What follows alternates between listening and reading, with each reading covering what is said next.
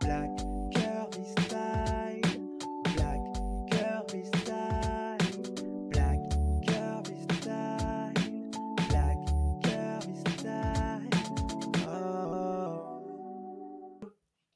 Ok, donc voici notre Bruno Le Maire, notre maire de l'économie, qui dit qu'il va lancer une brigade spécialement pour traquer les influx voleurs. Spécialement pour eux. Charte d'engagement pour vérifier qui a réellement joué le jeu. Une fois que ces dérives sont définies, une fois qu'elles sont signalées, il faut pouvoir les sanctionner. Et il faut avoir les moyens de les sanctionner. Je mettrai donc en place, dès aujourd'hui, une brigade de l'influence commerciale qui veillera au respect de ces règles commerciales que nous venons de définir. Et nous mettrons en place, dès aujourd'hui, une équipe dédiée de 15 agents au sein de la Direction générale de la consommation et de la répression des fraudes, qui sera chargée de répondre aux signalements des internautes et de les faire remonter à la justice. Il est où le tonton? Squeezie, machin, toute cette clique-là, la noblesse, la grande bourgeoisie des influenceurs, se sont dit, je suis foutu. Ça y est, je suis mort. Oh, je suis foutu. Oui, poursuivez, mais également. Je suis mort. Oh là là. Diarrhée chronique, après l'annonce de Bruno Le Maire, diarrhée chronique. Donc, alors, ce qui s'est passé, c'est que c'est en train de faire polémique en ce moment, il y a deux polémiques, il y a celle sur Sebidadji et celle sur Squeezie. Ok? Donc, Squeezie, un youtubeur, ce mec, il doit être millionnaire. C'est un peu la même trempe. Vous savez, les petits gosses de riches qui ont démarré sur YouTube quand ils ont senti le bon filon. Papa, maman leur a acheté leur caméra et toute l'attirail nécessaire pour devenir un bon youtubeur. Voilà, hein, les Squeezie, les McFly, les machins, tout le haut du panier ont lancé une sorte de pétition pour dire oh là là, c'est un scandale, pas d'amalgame, on n'est pas tous des ordures, Darmanin est en train de nous retirer le pain de la bouche, blablabla et blablabla. Ok? Et Squeezie s'est empressé de signer cette tribune. Hein? Voilà. Il y a eu beaucoup de signataires, Sananas, Enjoy Phoenix, enfin toute la noblesse, vous savez, tous les bourgeois, les fils de Bourges, les fils de voilà, hein, ceux qui sont nés avec une cuillère en argent dans la bouche, eux tous là, ils ont signé la pétition parce qu'ils disent que non, mais c'est trop sévère, Darmanin avec ses mesures, il nous enlève le pain de la bouche, oui, faut savoir faire la part des choses, hashtag pas d'amalgame, avec vos nouvelles mesures, vous vous rendez pas compte, on va pointer au RSA. Alors honnêtement, moi, je ne comprends même pas pourquoi ils se plaignent. Si tu n'as rien à te reprocher et que ton travail est carré comme en Corée, que tu es carré vis-à-vis de l'URSSAF, que tu es carré vis-à-vis de tes placements, que tu es carré... Pourquoi ça les fait peur, en fait? Moi, c'est la partie que je ne comprends pas. Et pourquoi se rebeller contre une loi qui est censée encadrer les influenceurs et protéger les Français? Je ne comprends pas. En fait, j'ai beau fouiller dans tous les sens. J'ai beau retourner l'affaire dans tous les sens, je n'arrive pas à comprendre en quoi le fait que le gouvernement mette en place des mesures pour encadrer le métier d'influence et protéger les Français les dérange. S'ils n'ont rien à se reprocher, en quoi ça les dérange? En quoi c'est négatif au point de devoir faire une tribune carrément? Venir pleurer sur Internet. Alors, bien évidemment, le duc, mon tonton, hein, le vieux père, il a relayé l'article de BFM, hein, où on disait que oui, que Squeezie est en train de chialer. Il a dit à Squeezie, bah écoute, on t'a jamais entendu prendre position pour le peuple. Et là, tout d'un coup, on fait des mesures pour protéger les Français, tu te plains. Bref, tous ceux qui suivent le duc ont vu son tweet. Et qu'est-ce qui s'est passé? Ça a fait le tour de Twitter, le tour des réseaux sociaux. Tout le monde s'est mis à tacler Squeezie. Et qu'est-ce qu'il a fait? Rétropédalage, Squeezie. Il a fait un communiqué Où il dit, non, mais en fait, j'avais pas lu. Non, mais mes chéris, j'ai signé, mais j'avais pas vu, hein. Je sais pas qui vous a dit que j'ai signé, que je suis contre cette réforme parce que c'est faux. Je sais pas qui vous a dit que c'est vrai parce que c'est faux. Faux. Je sais pas qui vous a dit ça, mais c'est faux. Je sais pas pourquoi vous pensez que c'est vrai parce que c'est faux. Donc, pendant que ses camarades, McFly, machin, étaient en train de pleurer comme Poupette Kenza,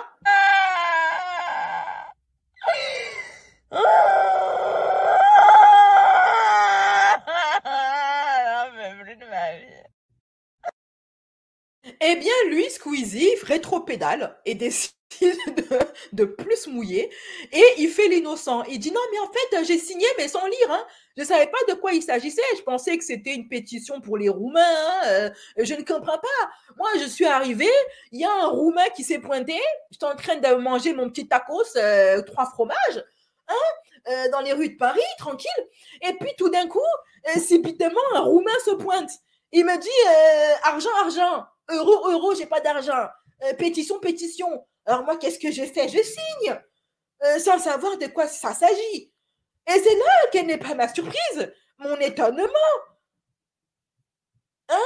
Je suis éberluée de découvrir qu'en fait, il s'agissait d'une tribune pour se plaindre que nous, les riches, les millionnaires, gosses de Bourges, on va devoir serrer les vis et serrer le slip. Parce que placement de produits, tout ça, c'est fini. Moi, je savais pas tout ça. J'ai signé, je me suis fait piéger. Je me suis fait piéger, les gens. C'était à l'insu de mon plein gré. Je ne savais pas. Je suis du côté du peuple. Je suis du côté du peuple. Tout ceci est un complot ourdi contre ma personne. C'est la faute de McFly.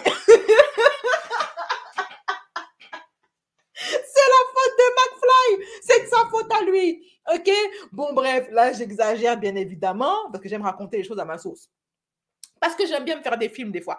Hein, je suis un Netflix à moi toute seule. Donc, voici, il a fait une longue communiqué que je vais vous lire parce que je sais que certains d'entre vous sont en train de faire le ménage, de s'occuper des enfants, d'allaiter le bébé, de mougou avec son mari. Vous n'avez pas forcément la possibilité de vous asseoir et puis de lire. Donc, je vais lire à votre place parce que je vous aime. OK? Donc, voici ce qu'il écrit. Ma réponse, avec un doigt qui va vers le bas.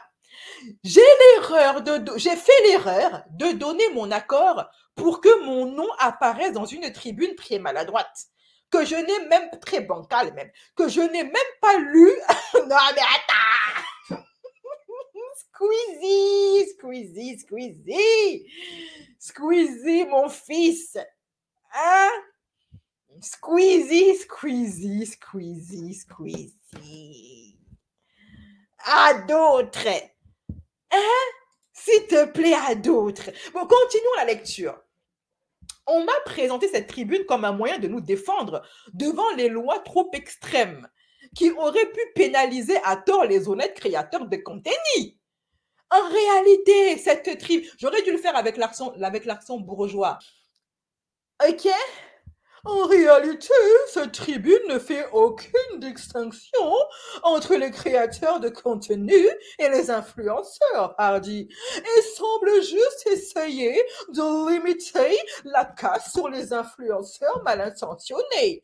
Cette absence de discussion est aussi présente dans les signataires, parmi lesquels on retrouve des influenceurs à l'origine même du problème. Donc, il est en train de dire, en gros, on m'a mélangé avec les pigeons. Ils ont osé. J'ai signé un truc où on m'a mélangé avec Nabila. Je ne suis pas d'accord. Je ne suis pas d'accord. J'ai lu et puis j'ai vu le nom de Nabila dedans. J'ai dit non, je ne me mélange pas à ces connaissances. Je ne me mélange pas aux prolétaires et aux pites. J'ai dit non. Je tape du poing sur la table. Des gens qui ont mis en avant du casino, de la esthétique et des escroqueries, etc., etc. Vous le savez, j'ai toujours été irréprochable et transparent dans mon travail avec les marques qui me permettent de financer mon contenu. Je ne suis pas impactée par ces lois. Je n'ai rien à perdre avec cette réforme qui est destinée à réglementer des placements de produits immoraux. Loin de moi tout ça, va des rétro-satanas, principalement faits par les influenceurs malhonnêtes et mal intentionnés. Je me réjouis, hein, voilà, chacun sa merde. On n'est pas ensemble, les gars. Si tu tombes, tu tombes. Je me réjouis que ces arnaqueurs soient enfin sanctionnés, embûchés, guillotine. Et j'espère que ces mesures pousseront les influenceurs à adopter un comportement plus responsable. Note à moi-même, note à mon bonnet, ne plus jamais donner mon accord sur un texte que je n'ai pas lu, Squeezie, Sa Majesté. Alors, honnêtement, Squeezie, petit frère, je crois qu'on a le même âge, hein, mon ami, à d'autres, s'il te plaît, à d'autres.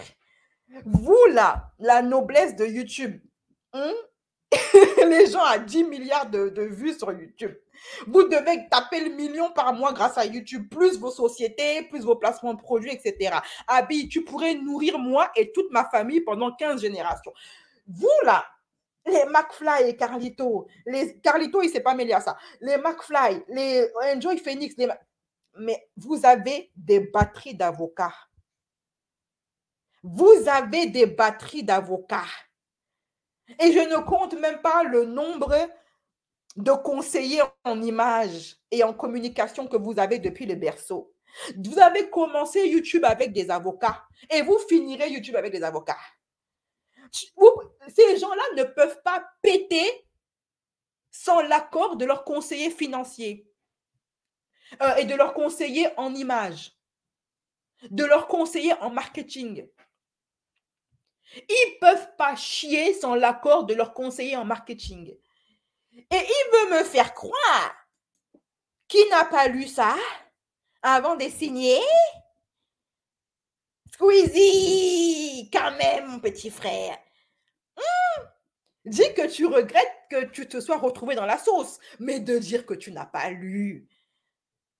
Avec le régiment d'avocats que vous avez, et de conseiller en images et en marketing et tout ça. Déjà, tu vas me dire que ton conseiller en marketing n'a pas lu, ton avocat n'a pas lu, ton papa n'a pas lu. Arrêtez ça! Arrêtez ça. Donc, ça secoue dans le... Moi, je ne pense pas que Squeezie soit malhonnête, honnêtement. Et c'est la raison pour laquelle je ne comprends même pas pourquoi il a signé ça, en fait. Toi, tu as tes sociétés, tu as ton business qui fonctionne bien, tu t'es jamais fait épingler pour des arnaques. Qu'est-ce que tu es allé te mettre dans des ennuis pareils? Je ne comprends pas. Si c'est vraiment pas juste pour faire réunion de bourgeois, voilà, je vois pas l'intérêt. Pourquoi est-ce que Squeezie a signé ça? Et je comprends même pas. Bref, en tout cas. Ça a fait le tour, bien évidemment, d'Internet. Hein, les médias s'en sont emparés, machin, BFM, gna gna gna gna gna gna gna gna gna gna gna. Ok, voilà. Comment ça va, les amis? C'est pas la vraie Comment ça va? Bonjour. Bon, les amis, mesdames et messieurs, bonsoir.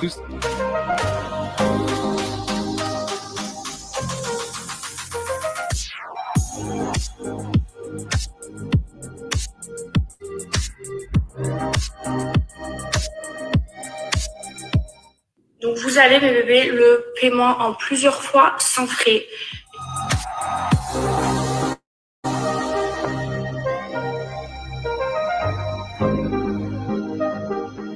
Donc Squeezie dit qu'il ne savait même pas de quoi il s'agissait. Ça veut dire que ces gens-là, ils sont tellement dans leur monde, dans leur petite bulle, qu'il n'est pas au courant que ça fait des mois que Booba se bat contre les influx voleurs.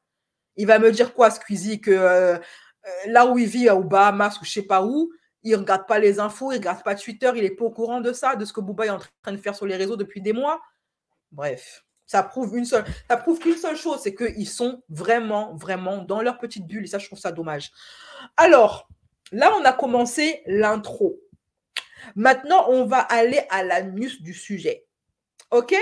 Par qui je vais commencer? Je vais commencer par Maïva Guénam.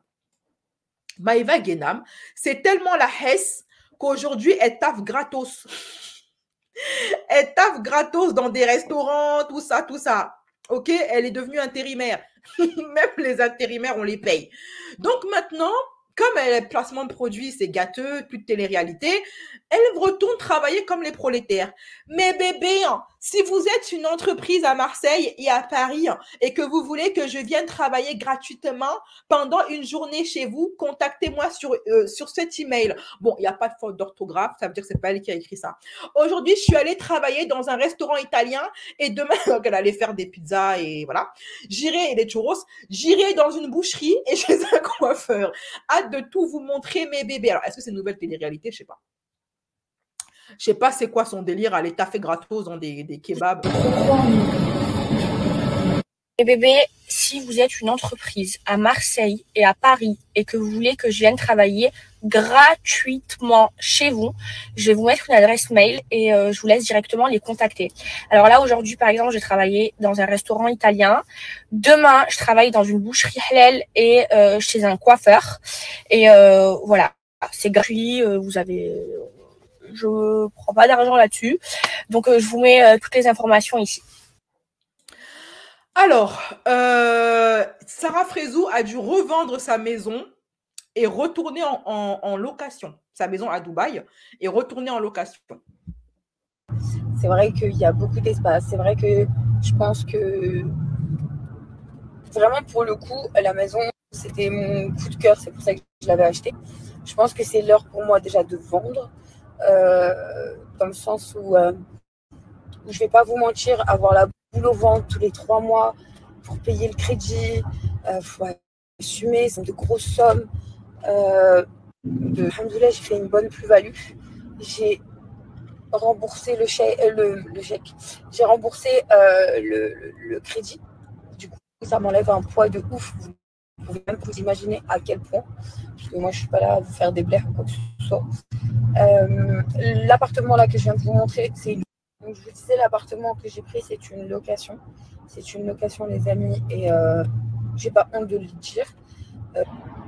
Donc voilà, pour moi, c'est pas un échec, c'est une réussite.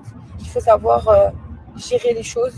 Il faut savoir ne pas se foutre dans la merde aussi. Hein. On va parler français. Parce que ici, si tu ne payes pas ton crédit, par exemple, immobilier ou quoi que ce soit, il n'y a pas comme en France, on t'envoie les huissiers, vas-y, tu as telle date, tu peux t'arrêter. Non, ici, ça n'existe pas. Ici, tu ne payes pas, tu vas au star, clairement. C'est vrai que la maison est très... Alors, corrigez-moi si je me trompe, je ne suis aucun de ces gens de télé-réalité. Je ne m'intéresse à eux que lorsqu'il y a un buzz qui me permet de gagner de l'argent, ok? Et faire des vidéos YouTube. Est-ce que Sarah a déjà montré la maison, sa soi-disant maison à Dubaï? J'ai terminé, hein, dire qu'elle est finie. On l'a vu filmer des travaux de chantier sans aucune preuve que ça lui appartient. On l'a juste vu filmer un chantier en train de dire c'est ma maison. Est-ce que Sarah a déjà montré sa maison, montré comment elle l'ouvre, comment elle a les clés de la maison, comment elle ouvre la porte de la maison et elle dit voilà, ça c'est ma maison. Corrigez-moi si je me trompe, moi, je n'ai jamais vu. Si vous avez déjà vu, autant pour moi. Donc, Sarah qui est obligée de vendre sa maison à Dubaï pour retourner en location. OK, on me dit sur le chat que ce que Maëva Guénam est en train de faire, c'est une nouvelle télé-réalité du genre quoi? Vie ma vie. Vu comment Maëva Guénam déteste travailler, et je pense que cette femme n'a jamais travaillé de sa vie. Le seul travail qu'elle a fait, c'est le travail de vendeuse de piment. OK? Et donc, je ne pense pas qu'elle fasse ça de bon cœur. Donc, en soi, c'est déjà un échec. Se retrouver à se mélanger aux prolétaires, à devoir travailler, mettre ses ongles de 15 cm. Elle n'a pas envie de faire ça, la go. OK? Donc, c'est un échec. Voilà, parce qu'il n'y a plus de télé-réalité, il n'y a plus de taf. Donc, elle est réduite à faire ça. À faire un vrai travail pour pouvoir gagner sa vie. Donc, Sarah Frézou, il y a également, lui c'est l'échec, il y a Nicolas Lodina qui se retrouve à devoir faire des séances de dédicaces avec des minots. Après avoir vécu la vida loca à Dubaï avec sa femme éphémère et son enfant, mariage qui a duré 6 mois, je parle de Laura Lempicka.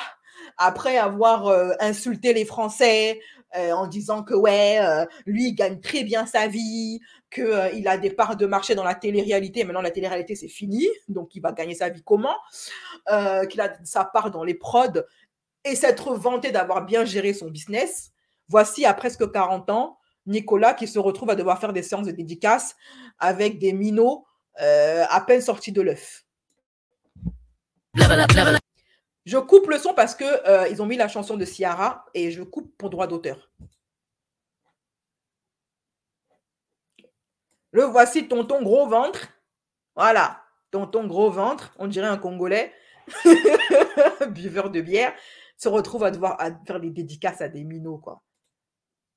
Non, mais l'échec.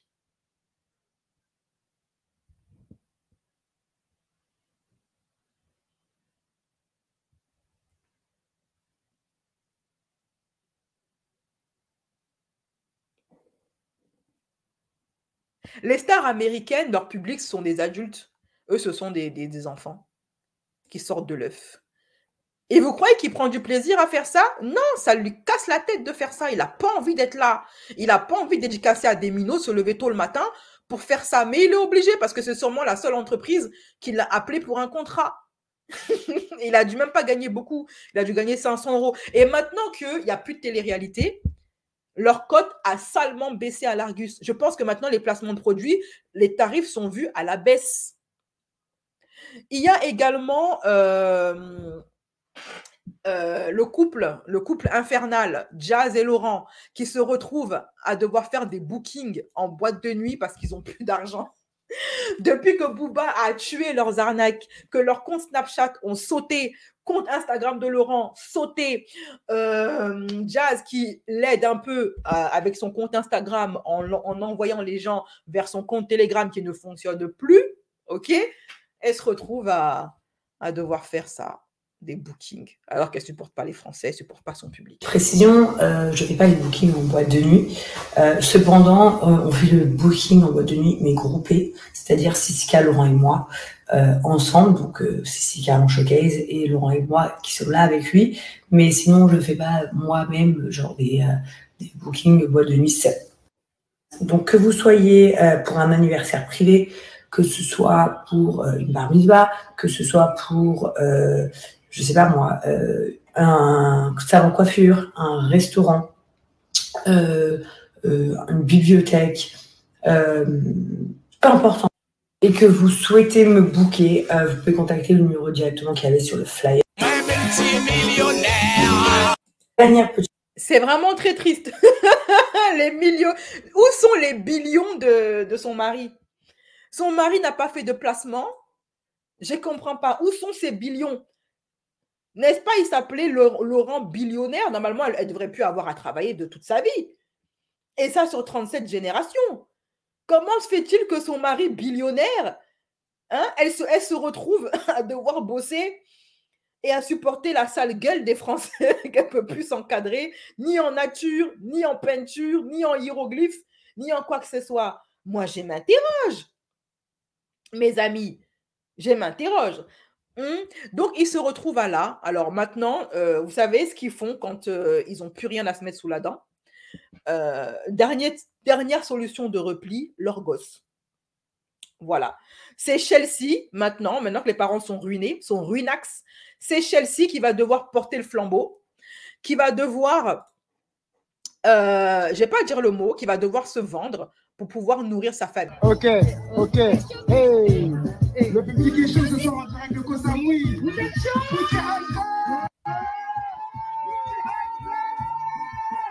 Koh Samui. Hey, Koh Samui. Hey, Koh Samui. Hey, Koh Samui. Put your hands up. Koh Samui. Hey, Koh Samui. Koh Samui.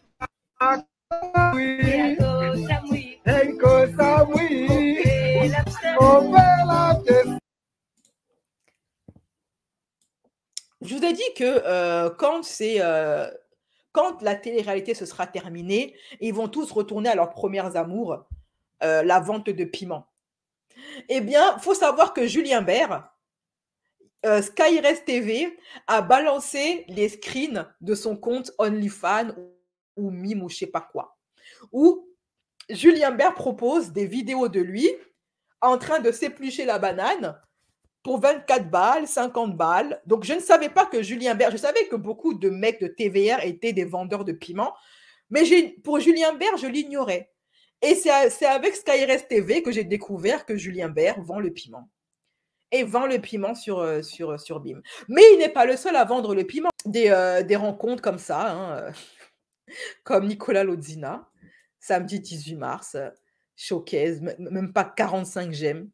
Voilà, 45 j'aime sur le site du Zodiac Club, qui s'est payé un petit candidat au rabais et il se retrouve à devoir signer des trucs. Alors, il n'y a pas que lui hein, qui s'est retrouvé à devoir signer, à faire des showcases. Il y a également le couple, la Féfé posée, le couple Julien et Manon Tanti. Le couple Féfé posé, appartement posé. Vous savez, celui qui se vantait d'avoir investi dans l'immobilier et investi dans une Ferrari.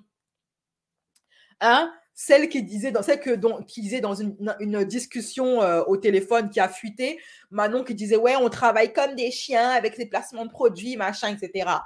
Le couple qui s'est toujours vanté de bien gagner sa vie, d'avoir bien géré son business. Comment se fait-il qu'il se retrouve à devoir faire des bookings à 10 balles? La nuit des problèmes avec Julien et Manon, nouveau concept de l'alpha roulette des problèmes, mascotte, confetti, CO2, télé-réalité. C'est là, c'est fini tout ça. Et le 11 mars. Voilà, c'est la fin de l'abondance, comme disait. Quand Macron disait c'est la fin de l'abondance, on pensait que c'était pour nous les Français. Mais en fait, c'est pour eux. La fin de l'abondance, c'est terminé. Qu'est-ce qu'ils ont fait de leur féfé posé? Ils n'ont qu'à la revendre. Hein. Alors moi, je vous dis, hein, je ne donne pas long feu du couple Manon et Julien Tanti. Elle s'est mise avec lui parce que c'était une grosse tête de télé-réalité et parce qu'ils gagnaient beaucoup d'argent ensemble. Aujourd'hui, il ne peut plus rien lui offrir, ni la télé-réalité, ni l'argent. Vous croyez que Manon va rester avec Julien? Dites-moi en commentaire. Lyon, Saint-Etienne, Lyon, Grenoble, bon, tout autour quoi. On a déjà trouvé plein d'endroits où on va faire des passages, où on va venir à votre rencontre, des bookings, on va faire tout un programme très chouette. Mais il reste encore des petits trous. Il reste des trous samedi après-midi, fin de journée. Donc si vous êtes un restaurant, Lyon aux alentours, vous voulez nous faire venir, si vous êtes un institut de beauté, peu importe, coiffeur, coifferie, peu importe, quoi. Voilà, bowling, karting. Moi, ce que j'adorerais, c'est voir nos plus jeunes fans, parce que ça fait très longtemps qu'on les a pas vus, les 10, 12, 14 ans. Fait genre, elle est contente. Oui, mais nous, on fait tout ça pour voir nos fans de 12, 13, 14 ans. Oui, c'est vrai que quand t'as presque 40 ans, tu rêves d'être mélangé à une tribu hein, de Gremlins, à une tribu de Pokémon, avec leur appareil dentaire, qui vont te dire « Ah, Manon, je t'adore !» Oui, c'est le rêve de tous les quarantenaires. C'est le rêve de tous les quarantenaires, bien évidemment. Si vous êtes un truc aussi d'enfant l'après-midi, n'hésitez pas à contacter à Caprod. Voilà, c'est juste là. Et on a une tranche horaire encore de 3-4 heures de disponible. Samedi 10 mars. Franchement, quelle indignité. C'est humiliant. C'est humiliant. Quelle humiliation. Quelle humiliation. Quelle humiliation. Nous sommes humiliés. Quelle humiliation. Et donc, t'en as maintenant, on va parler de Bébéo, de Greg, hein, le mec par intérim de Magali, de Maëva Guénam, qui se retrouve à devoir faire pareil, hein, des séances dédicaces pour des entreprises de donuts, de vente de donuts. Bibliothèque, inauguration de notre nouvelle boutique sans donuts offerts. Alors, cette boutique de donuts, il y en a deux dans ma ville. C'est un business qui vient à peine d'ouvrir. Bon, je ne comprends pas pourquoi faire une boutique uniquement sur les donuts. Bon, les gens aiment les donuts, mais pas à ce point-là. Je veux dire, on n'est pas des policiers américains, quoi. Les Français aiment bien les pâtisseries, mais les donuts, pas forcément. On est plus pain au chocolat et croissant. Voilà, bébé, le 18 mars, tous en mars, hein, tous en mars pour le. Oui, parce qu'il faut bien financer les vacances et payer les loyers. Inauguration de notre nouvelle boutique sans donuts offerts sera présent le 18 mars, bébé. Non, c'est pas bien, c'est pas bien. Ils ont fait du sale aux Français, ils ont été arrogants, ils ont été prétentieux, ils ont fait du mal à des mineurs, des femmes. Franchement, ils méritent ce qui leur arrive. Même si là, j'ai du cœur, hein, je suis une meuf, franchement, je crois que des fois, je suis un peu trop gentille. Ça me coûte des problèmes d'ailleurs. Mais il faut qu'on se remette quand même un peu dans le contexte. Ils ont mérité tout ça. Ils ont arnaqué, ils ont escroqué, ils ont taillonné des femmes. Ils ont perverti la jeunesse. C'est eux qui ont lancé la mode des ballons. Je crois qu'il n'y a pas pire que ça comme humiliation pour eux. De voir se refarcir les Français qui se sont battus. Non, Booba, tu es fort. Booba, mes respects. Ça fait des années que nous, les blogueurs, on dénonce ces gens-là, il ne s'est jamais rien passé. Booba, il arrive en 3 mois. En 3 mois, il les met tous au chômage. Ah, Seigneur. Jusqu'à il fait trembler Squeezie et toute la noblesse de YouTube. Et quand ils ont plus, comme maintenant ils n'ont plus tellement de placements de produits, ils se retrouvent à devoir se partager les placements de produits, à devoir se partager la thune. Parce que maintenant, les entreprises, je suppose que les entreprises n'ont plus envie de payer cher pour des gens qui font plus de télé. Et donc maintenant, ils les prennent au rabais. C'est le cas, par exemple, de Maeva Genam qui a dû partager un placement de produit avec Kevin Gage, chose qu'il ne faisait jamais avant. Chose qu'il ne faisait jamais avant, il se retrouve aujourd'hui à devoir se partager la thune des placements de produits, à devoir faire des duos comme Maeva Genam et Kevin Gage, parce que c'est la Hesse. C'est incroyable, du visage. Bon. Moins 35%. De réduction. Achetez avec mon code, s'il vous plaît, pas avec le sien. Kevin. Non, Maëva. Alors, avec Kevin, il y a 35 plus 2. Non, on partage une offre de moins 35% de réduction. Ça se passe en soirée, pape. C'est d'une tristesse. C'est d'une tristesse. Et bien évidemment, hein, pour en revenir à la vente de piments, il y en a un qui aime bien se pavaner hein, depuis le scandale de ces fausses associations humanitaires. J'entends par là Dylan Siri qui se pavane avec des voitures de luxe. Voilà où va l'argent que vous donnez à ces associations. Quand ces gens-là ne seront plus rien, qu'il n'y aura plus de télé-réalité et plus de placement de produits, ça sera le jubilé. Les vérités vont commencer à sortir. Leurs proches et eux-mêmes vont commencer à balancer des vérités sur eux. Et bien, c'est comme ça que le frère de Dylan a balancé que Dylan, sur TikTok, hein, lors d'un live, que Dylan mangeait le caca des Dubaïotes là-bas et pour avoir 150 cas par mois. Il a rien vécu du tout en fait. C'est pas vrai. C'est pas vrai. Et en fait, ce mec-là, il est hyper malsain. Parce que moi, et ça reste mon rêve, parce que c'est... Il y a quelqu'un... Je suis désolée. Poupie, arrête, s'il te plaît, tu me filmes. Pourquoi? C'est qui, Poupie? Poupie, elle a dit, t'as la même voix que Dylan, ça la stresse. Ouais, mais c'est normal. Mais ma foi, les gènes, en fait, c'est dans les gènes. Hein. Mais après, moi, franchement, c'est pas... En fait, c'est pas de la jalousie que j'ai envers lui. Mais que je l'aime pas. Ce qu'il faut dire, déjà, ce qu'il faut préciser, et tout le monde le sait, parce que déjà, il est pas aimé, c'est lui, il fonctionne qu'avec du bad buzz. En fait, il est prêt à tout pour être dans la lumière. Et en vrai, quand tu fais le calcul... Même à manger de la chameau. Pour 120 000 €. Tous les événements qui ont fait parler de lui, c'est des événements qui n'ont aucune valeur et c'est que du bad buzz, en fait. Il y a aucune chose bien qu'il a fait, en fait, dans sa vie. Enfin, jusqu'à présent, depuis qu'il est sur les réseaux, qu'il en a fait sa profession, en fait. C'est... Bon, voilà, moi, personnellement, je suis pas un mec des réseaux, je ne le serai jamais et voilà, donc faut le dire. Bref, voilà, on voulait juste vous dire qu'il a bouffé de avec sa meuf.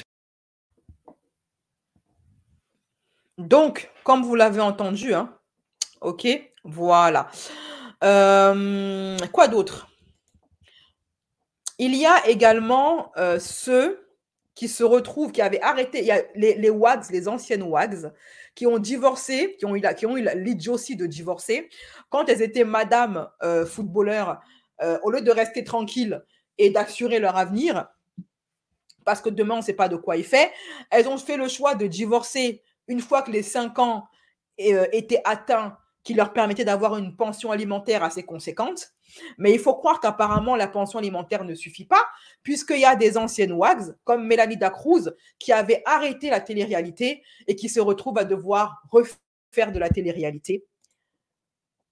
Maintenant, Mélanie Dacruz, elle va être dans Maman est célèbre sur TFX. Ça a été annoncé dans le compte Instagram de l'émission. La grande famille de Maman est célèbre est de retour pour une nouvelle saison et la famille s'agrandit avec une toute nouvelle Maman est célèbre. On a hâte de vous partager leur quotidien cette saison 1. Voilà. Réduite, Mélanie Dacruz à devoir, pourtant c'est pas la plus méchante, mais elle est maintenant réduite à devoir refaire la télé-réalité, retourner dans ce milieu-là. Alors pourquoi? Je ne comprends pas. Elle est censée avoir une bonne pension alimentaire, elle est censée ne pas avoir besoin de travailler et elle se retrouve à devoir refaire de la télé. Donc, c'est condamnée à devoir refaire de la télé-réalité, quoi. L'argent que son mari lui a versé, tout ça, elle ne pouvait pas investir. Je ne comprends pas. Elle a fait quoi de tout? Elle est restée avec lui pendant 5 ans. En 5 ans, tu as le temps d'investir. Même de te prendre un petit appartement dans le sud de la France, pour tes vieux jours, tu le mets à louer. Que tu n'aies pas à te retrouver à faire ce genre de choses, en fait. Donc, retour en arrière. Télé-réalité à nouveau. En tout cas, le peu qu'il reste. Heureusement qu'elle a fait un enfant, elle peut faire Maman est célèbre, la seule télé-réalité qui tient la route. Il y a eux. Et pendant ce temps, leur cheftaine, Magali Berda, elle continue à hanter les plateaux télé pour venir pleurer sur son sort. Pendant que ces candidats sont en train de partir en sucette, qu'ils n'ont plus de thunes, qui se retrouvent à se rabaisser à faire des showcases, à faire des séances de signature, à aller être l'égérie d'une marque de donuts. Et vous avez des regrets sur la façon d'avoir exercé votre métier par le passé ou pas? Vous savez, moi, j'ai vendu ma société en 2018. Donc, à partir de 2018, je ne tenais plus les rênes de l'entreprise. Donc, les décisions, je ne les prenais pas. Voilà. Mais donc, moi, en ce qui me concerne, c'était 2016-2017 et je n'ai pas eu de problème en 2016-2017. Alors, pourquoi elle continuait à se présenter comme la cheftaine de Shona Evans? Que c'est elle qui gère tout, la working girl. Donc, tu n'as plus d'entreprise depuis 2016. Enfin, il y en a eu un que j'avais totalement assumé et on avait d'ailleurs nous-mêmes remboursé les gens. Donc, j'ai pas de souci. Mais je pense que même les repreneurs de la société ont fait du mieux qu'ils pouvaient. C'est pas pour les accabler, dire c'est de leur faute, pas du tout. Parce que... Donc, ça veut dire que ça fait des années que tu bluffes les gens en faisant croire que Shona Evans t'appartient alors que ça ne t'appartient pas. Donc, Akabeb, il avait raison. J'ai quand même travaillé avec eux et j'étais salariée de cette entreprise. Donc, je sais qu'ils... Donc, elle était juste salariée. Ils ont vraiment mis les moyens pour faire quelque chose de constructif. Ouais, quelque chose de constructif, c'est ça. Et donc, comme je vous avais prévenu, qu'est-ce que je vous avais dit dans mon live qui date de maintenant 1 mois ou 2 mois, je ne sais plus, sur la fin de la télé-réalité? Qu'est-ce que je vous avais dit sur Magali Berda? Je vous avais dit que lorsqu'elle n'aura plus rien à perdre, Magali Berda va commencer à menacer les gens haut placés qui l'ont aidé dans son parcours. Et ça n'a pas manqué. Quand Bruno Le Maire a dit ouvertement et publiquement qu'il est d'accord avec Booba dans son combat, elle a commencé à menacer les hauts placés. Exactement comme je l'avais prédit il y a 1 mois. Je vous remettrai la vidéo ici. Je vous la remettrai. Je remettrai le nom de la vidéo pour vous prouver que je ne mens pas. Que ce qu'elle a fait là dernièrement, menacer les hauts placés, les gens influents, j'avais prédit cette histoire-là depuis des mois. Magali Berda. Les mots de Bruno Le Maire quand un journaliste évoque mon nom et celui de Booba. Il a raison. Je vais vous montrer juste certaines choses parce que je pense que 23 arrestations, ce n'est pas assez pour que monsieur le ministre Bruno Le Maire comprenne la gravité de ce qui se passe. Ça fait presque 1 an, je défie quiconque de supporter tout ce que j'ai supporté et je me suis tue. Je me suis tue par respect pour les enquêteurs qui travaillent sur mon dossier. Mais les politiques, si vous saviez les vérités, je ne vais plus me taire. Ministre ou pas, je n'ai plus peur. Vous m'avez assez volé ma dignité, ça suffit. Vous l'aimiez, mon Shona Event, quand vous avez eu besoin de nous. Je vous ai dit, le jubilé de Magali. Le jubilé. Je vous avais dit il y a un mois que quand Magali n'aura plus rien à perdre, que ce sera cuit définitivement pour elle. Qu'elle allait se mettre à menacer et à balancer tout ce qu'elle sait sur les gens haut placés qui ont eu la bêtise de la fréquenter. Et je ne parlerai pas de tous ceux qui ont voulu étouffer mon dossier, le minimiser ou lui trouver des excuses. Je ne parlerai pas de ces émissions de télé qui ont délibérément occulté ma situation, ainsi que certains médias qui ont participé à ce lynchage monstrueux qui m'a rendu complètement inaudible. Inaudible. Ça fait des mois qu'on n'entend que toi. T'es partout, on en a marre de te voir. Inaudible. Elle a eu plus de visibilité qu'un ministre en campagne électorale, s'il te plaît. Bref. Alors, elle continue en postant les différents articles, en attaquant particulièrement Bruno Le Maire. Les articles où Bruno Le Maire dit que Booba avait raison de dénoncer les dérives des influenceurs. Voilà. Je vous avais prévenu, je vous avais prévenir. Je vous avais prévenir que... Ah, je l'avais prévenu, hein? Je l'avais prévenu. Merci de me le rappeler que je l'avais prévenu. Je l'avais prévenu.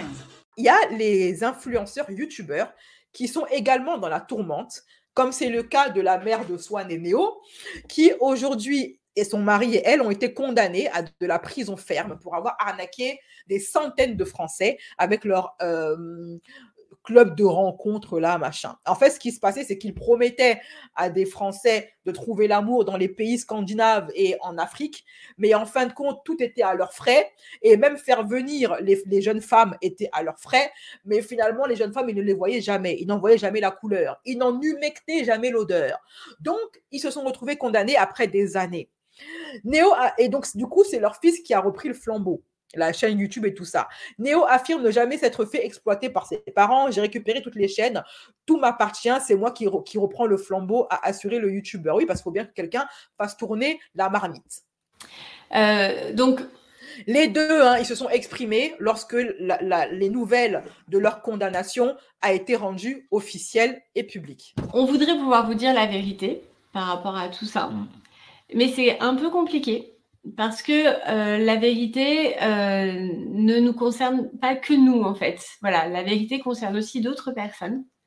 Et pour l'instant, il nous est conseillé de ne pas nous exprimer publiquement. Voilà. On le fera dès que possible. Ça viendra. Ça viendra, voilà. Mais pour le moment, on nous dit que ce n'est pas le moment, précisément. Vous savez ce que c'est, hein, le mensonge, comme on dit, prend l'ascenseur. Prend l'ascenseur et la vérité prend l'escalier, elle met plus de temps à arriver, mais voilà. Elle finit quand même par arriver. Elle finit quand même par arriver. Donc, patience, on garde espoir, on reste fort et dès que possible, on vous partagera cette vérité. Ça nous tient à cœur d'ailleurs de pouvoir vous la partager. C'est très difficile pour nous de ne pas pouvoir vous la livrer. Alors qu'on a plein de choses à vous dire. Oula oui. Mais voilà, pour l'instant, il va falloir faire preuve de patience. De l'autre côté, il y a une autre famille qui se retrouve à devoir vendre leur corps sur OnlyFans et sur Mime. J'entends par là les paysiers dont la mère, Amandine, vient d'être tombée enceinte de leur 9e gosse et ils vont continuer à faire du OnlyFans, ils vont continuer à faire du contenu pour adultes pour pouvoir faire tourner la marmite. Extrait du livre du 11 mars. On va faire en fait. Enfin, si on sait, pour l'instant, il n'y a pas de raison qu'on arrête quoi. On verra. En fait, au fur et à mesure de la grossesse, hein. S'il n'y a pas de souci particulier, il n'y a pas de raison. Voilà, hein, c'est pas prohibé d'avoir des rappels pendant la grossesse, hein, sauf contre-indication, voilà. Mais bon, voilà. Donc, pendant un live où ils annoncent leur 9e enfant, ils annoncent également qu'ils vont continuer à faire du contenu. Mais ont-ils le choix? Alors, maintenant, j'ai gardé le meilleur pour la fin. C'est Sebi Daddy. qui a pété un câble sur TikTok en live en disant que Booba les a ruinés, qu'à cause de Booba, maintenant, ils sont tous au RSA, qu'il est capable qu'il va aller à Miami chier dans la boîte aux lettres de Booba pour se venger, qu'à cause de lui, il ne peut plus travailler, et blablabla, et blablabla. Booba, tu nous as tués! On crève la dalle! On n'arrive plus à manger!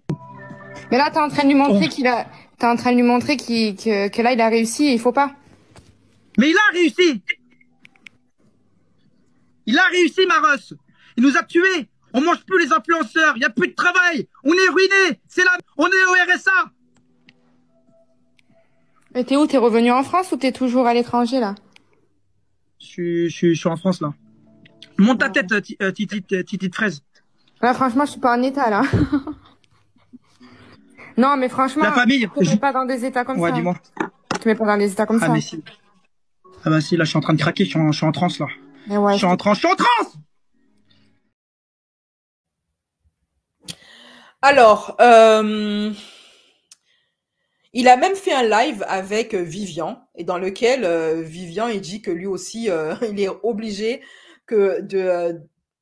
en fait, Vivian, il avoue qu'il a jamais travaillé de sa vie, qu'il a toujours vécu au crochet de sa daronne, et que maintenant, il va devoir bosser comme tout le monde pour pouvoir payer ses factures, qu'il a il a l'équivalent d'un SMIC en termes de dépenses, qu'il ne savait pas que c'était aussi cher la vie, et que, voilà. Et à un moment donné, il dit qu'il gagne bien sa vie. Et là, t'as Sebidadi qui lui dit, ouais, c'est ça, fais pas croire aux gens, tu gagnes bien ta vie, arrête de mentir. En gros, Sebidadi connaît beaucoup de choses sur beaucoup de monde et il n'a pas supporté que Vivian mente quand il dit qu'il gagne bien sa vie. En fait, il veut que les gens arrêtent de mentir, quoi, qu'ils avouent que c'est la hesse. Non, tu dois leur dire la vérité. C'est la hesse ou c'est pas la hesse, mon frère? Alors écoute bien, je vais te parler, laisse-moi parler. J'ai jamais pris mon appartement, j'ai jamais pris d'appartement. Je me rendais pas compte à quel point la vie était chère. Là, rien qu'en frais, avec mon appartement et tout ce que j'ai à payer, j'en ai au moins pour plus de 1500 € par mois. Je sais pas comment, c'est là que je me suis rendu compte comment les gens font quand tu as un seul salaire pour prendre un appartement, pour t'en sortir. C'est très dur. Moi, je suis dans mon cocon chez ma mère toute ma vie. Moi, ma mère est une femme de ménage. Je suis pas un enfant de riche. Donc, je sais pas, arrête de regarder comme ça, on dirait un fou. Donc, je sais pas comment les gens font pour s'en sortir. Mais c'est pas évident. Après, oui, grâce à Dieu, je gagne quand même bien ma vie comparé à un salaire moyen. Donc, aujourd'hui, tu vas me dire que tu gagnes bien ta vie. Je suis content, je m'en sors. Tu sais, pour moi, bien gagner ma vie. Écoute bien, Seb. Si moi, j'arrive. Arrête, frérot. Seb, si moi, je me fais, admettons, entre 2000 €, 3000, 4000 ou plus, je suis très heureux et je suis très épanoui, tu vois, je suis très reconnaissant. Mais frérot, comment tu fais de l'argent aujourd'hui, frérot? C'est impossible, il n'y a pas de placement de produit. Mais qu'est-ce que tu sais ce que je fais de ma vie? Qui te dit que je fais pas d'autres trucs? Qui te dit que j'ai pas des business? Bah, frérot, dis-moi, frère. Dis-moi la vérité, Vivian. Eh ben, dis-moi toi. Dis-moi toi. T'es relou, Vivian, la vie de ma mère. En fait, les amis, c'est pas question d'être humble. Mais vous savez quoi? Si je vais gagner même 100 € dans une journée, je vais dire, je suis très reconnaissant parce que j'ai pris 100 € et je suis extrêmement reconnaissant et j'apporte de la gratitude. Et quand vous apportez la gratitude, vous avez encore plus d'argent. Ça s'appelle la loi d'attraction. Exactement. C'est pour ça. En tout cas. Tu y crois à ça? La loi d'attraction? Bah oui, frérot, j'y crois. Mais moi, ce que je veux te dire, Vivian, c'est que aujourd'hui, tu peux pas dire tu dois dire la vérité. Un influenceur, c'est même plus un métier aujourd'hui. Être influenceur, tu gagnes plus rien. Mais moi, je suis pas un influenceur, je suis un Indien aujourd'hui. Oui, voilà. Alors, bon, on sait ce qu'il fait pour gagner de l'argent. Pour moi, il vend clairement le piment. Il ne peut pas me dire que dans la même phrase, il dit que c'est un feignant et un paresseux depuis qu'il est né. Et maintenant, il dit, ouais, j'ai des business. Non, arrête ça. Ton business, c'est ton fiac. Voilà, point barre. C'est la partie de ton corps qui voit jamais le soleil, comme on dit. Ensuite, là où c'est inquiétant, c'est que Sebidadi, il a commencé à parler de prison. Il a commencé à dire que peut-être qu'il ira en prison. Ah! Mère, il va pas à la douche. Moi, je vais en prison. Psartek, mon frère, merci de tout le soutien que t'as fait pour l'Algérie, le Maghreb, t'es un bon gars. Je nous soutiens. Bah ouais, les frérots. Moi, je vais en prison, il va rien m'arriver, la famille. Moi, je vais en prison, il m'arrive rien. Il m'arrive rien parce qu'on va me soutenir. J'ai des contacts. Non, j'ai pas de contact en prison, mais je vais avoir des contacts en prison, la famille. Ok? La famille, s'il vous plaît, vous pouvez vous abonner à moi en masse. Je vais refaire un live demain et j'ai une grosse annonce à vous faire et je vais traumatiser toute la France entière. Ça va savoir la vie de ma mère. Abonnez-vous à moi. Vous tapez, comment on fait pour vous abonner à moi? Abonnez-vous à moi au maximum. abonnez-vous à moi au maximum. S'il vous plaît, abonnez-vous à moi. Demain, je refais un live. Demain, je refais un live. Donc, s'il vous plaît, là, j'ai un ami à moi, un Algérien. C'est mon frérot, parce que je suis sur Paris. Il sait que c'est la galère. J'ai plus d'argent pour prendre un Uber. Il descend en bas. Il m'a dit, viens frérot, on va se poser. On va aller dans un lounge, on va parler. Donc là, je vais aller à mon frérot algérien. Je l'ai pas vu de la journée parce que c'était Ramadan. Ok. Force à tous les musulmans aussi qui font le Ramadan. Un grand respect pour les gens qui font le Ramadan. Donc bon Ramadan à tout le monde. Je vous le souhaite. Franchement, un bon Ramadan à tout le monde. S'il vous plaît, abonnez-vous à mon TikTok. Demain, je refais un live. Et j'aimerais refaire aussi un live avec AD. Parce que j'ai une grosse annonce à faire à Adrien et à mon frère. Parce que vous savez que j'aimerais que mon frère, pour que je refasse de l'oseille, mon plan c'est de lancer... Enfin bref, c'est une grosse annonce à vous faire pour que je me... voilà, je peux pas vous dire plus parce que sinon ça grave. Donc abonnez-vous maximum à mon compte TikTok. Allez-y, allez-y, allez-y, allez-y.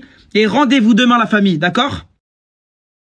Et il faut savoir que je ne le savais pas parce que je ne le suis pas, mais il y a un compte Instagram, un blog Instagram qui a balancé que Vivian a perdu ses réseaux sociaux, a perdu son Snap depuis un petit moment et que c'est la raison pour laquelle c'est la hesse en ce moment pour lui et que du coup il a perdu énormément d'argent. Son compte Snap a été fermé pour placement frauduleux. Et donc, du coup, il a perdu. Lui qui gagnait 150 000 € par mois, aujourd'hui, il ne gagne quasiment plus rien. Donc, ça, c'est pour les personnes qui disent ouais, mais en fait, il a des placements, il a des appartements, il a des hôtels à Miami. Sebi Dadji a déclaré sur les réseaux sociaux que les placements de produits ne vendaient et ne valait plus rien. Et qu'aujourd'hui, il était au RSA. Pour rappel, pour ceux qui n'étaient pas au courant, son compte Snap lui a été suspendu à cause de toutes ces mises en scène et de tous ces placements de produits et plateformes frauduleux. Ce qui lui a fait perdre énormément, car par mois, il pouvait gagner entre 100 et 150 000 € grâce à son compte Snapchat. Une sacrée différence maintenant avec le RSA qui toucherait. Alors, moi, je ne sais pas si Sebi Dadji, il bluffe ou pas par rapport à ça. J'en sais rien du tout. Je n'ai pas l'impression forcément qu'il bluffe. Je pense qu'il doit gagner beaucoup moins d'argent. Bon, de là à dire qu'il est au RSA, je ne pense pas, mais je pense qu'effectivement, il gagne beaucoup moins d'argent qu'avant. Moi, je trouve que ce n'est pas plus mal qu'ils se mettent à travailler honnêtement pour gagner leur vie. C'est sûr que de passer de 150 000 par mois à 1500 par mois, ça va piquer. C'est comme les dealers. Hein. Un dealer, pourquoi est-ce que les dealers ont souvent du mal à décrocher et à travailler avec une vie et gagner leur argent honnêtement? C'est parce que quand tu as palpé des 20K par semaine ou par mois, tu as du mal à digérer un SMIC. Vous voyez un peu? C'est pas qu'ils aiment ce métier, c'est pas qu'ils en ont jamais marre. Il y a des fois, ils en ont marre. Ils aimeraient pouvoir avoir une vie tranquille. Mais quand tu as palpé 20K par mois, devoir maintenant vivre avec 150K, c'est très difficile. Sans compter que la plupart n'ont pas de diplôme, tout ça. Comme c'est le cas des gens de télé-réalité. Ceux qui n'ont pas pensé à bien gérer leur business, à investir dans l'immobilier, à s'acheter 2-3 appartements à louer qui leur permettra de quitter le game avec un minimum de dignité, ceux qui n'ont pas lancé un business qui fonctionne et un travail honnête, je pense qu'on va les retrouver sous le pont. Ils vont essayer de gratter ce qu'ils peuvent avec Mime et OnlyFans. Sauf que si la télé-réalité ne reprend pas du service et que la télé-réalité ferme encore comme ça pendant des mois et pendant des années, ils vont pouvoir tenir quelques mois. Mais au fur et à mesure que le temps va passer, les gens vont les oublier. Et donc, du coup, leurs clients paieront beaucoup moins cher puisqu'ils ne sont plus intéressants. Ce qui leur permet de palper des 5 000 € par mois avec Mime et OnlyFans, c'est le fait encore qu'ils aient une petite notoriété, une petite célébrité. Mais dans bientôt, si la télé-réalité continue à s'arrêter pendant des années, leur cote va baisser à l'Argus. Donc, leurs revenus vont être divisés par 2, voire par 3. À part vendre des dramas, vendre les dossiers sur les uns et les autres, qu'est-ce qu'ils vont pouvoir faire? Et ça encore, ils vont écrire un livre. Ok, ça va faire le buzz 5 minutes, mais ils ne pourront pas en vivre éternellement. Ce n'est pas une source régulière de revenus, un livre. Donc, ce qu'il leur reste, c'est TikTok. YouTube, ce sont seulement les plus travailleurs qui vont pouvoir durer là-dedans.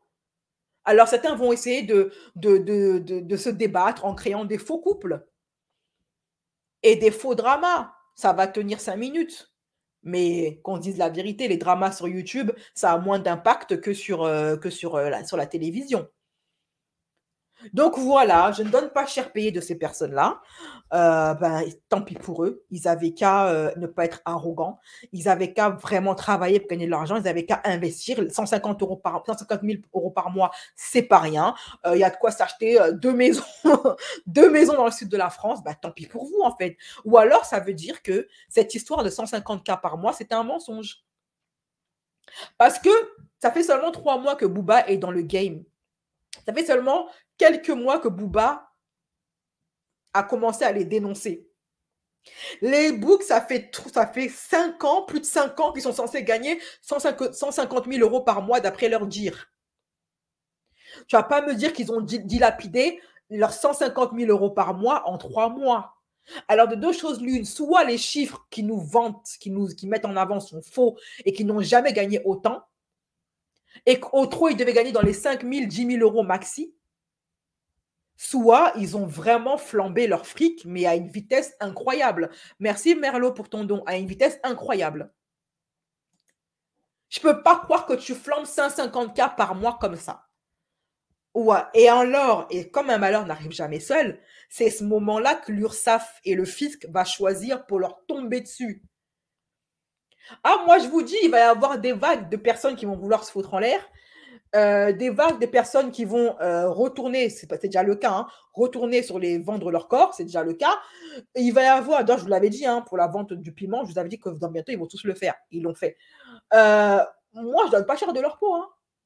Sachant que la plupart d'entre eux sont des enfarinés qui vivent hors sol. Ça fait des années qu'ils n'ont pas travaillé ni eu de responsabilité. Ils ne vivent que des réseaux sociaux. Tout ce qui leur reste, c'est YouTube. Et YouTube, il faut être assidu, travailleur. Parce que YouTube, ça prend beaucoup de temps. C'est beaucoup d'investissement, de temps et de travail. Et surtout pour continuer à intéresser ta communauté. Soit tu fais un couple et un gosse et tu fais YouTube vlog. Mais maintenant, même ça va être compliqué parce qu'il y a des députés qui ont décidé de lutter et de faire des lois contre l'exploitation des enfants. Donc là, les influenceurs télé-réalité comme Shana et son mec, qu'ils profitent, comme les poupettes Kenza, et qui profitent des derniers moments qu'il leur reste. Parce que même ça, dans bientôt, ce sera plus possible. Parce que des lois sont en train d'être créées pour protéger les enfants stars. Donc même exploiter leurs gosses, ils ne pourront plus le faire. Ça va être compliqué pour eux maintenant. Hein. Très compliqué. Aucun de leurs business n'a fonctionné. La seule qui s'en sort un peu, c'est celles qui ont quitté ce milieu depuis longtemps, qui se sont fait oublier. Mais ceux qui ont capitalisé sur le truc TVR, ben, à part se michetonner chez des footballeurs, qu'est-ce qu'elles vont faire? Bloquer un footballeur noir, c'est tout ce qu'il leur reste. Mais les footballeurs noirs, ils s'intéressaient à elles parce qu'elles étaient connues, parce qu'elles passaient à la télévision. Voilà, c'est compliqué. La fin de l'abondance. Je vous fais des gros bisous. Ça a duré plus longtemps que ce que je pensais.